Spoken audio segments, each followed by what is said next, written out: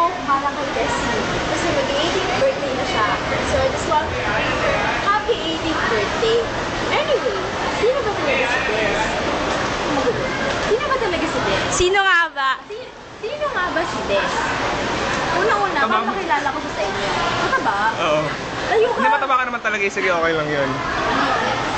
Sino nga ba si Des? Una-una, si Des, pag natatawa, papasaligin nito. Pag natatawa si Des, ganito siya. Oh, yun ba? Ano ito?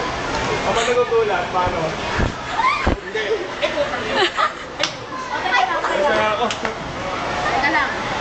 Number 2. Sino nga ba si Des? Pagkatapos kumain, anong unang ginagawa ni Des? Benny ha?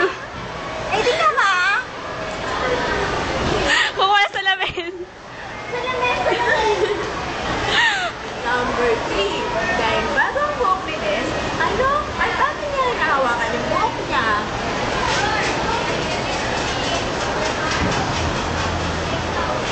Ganda.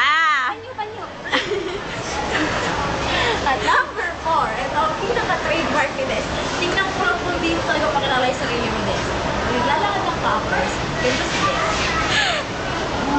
Abe. Abe.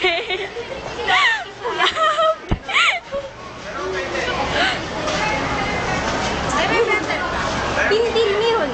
Stop ko na ba? Meron pa. Sabi kong epal, pasensya na. Kaya mainit. Happy birthday, Des. Sige, message ako. Happy birthday, Des. Love you. Ma. Des, sorry kung madalas naaway kita. Pero nagkakabati naman. Pero kamasilin si Boy, Des. Nasala.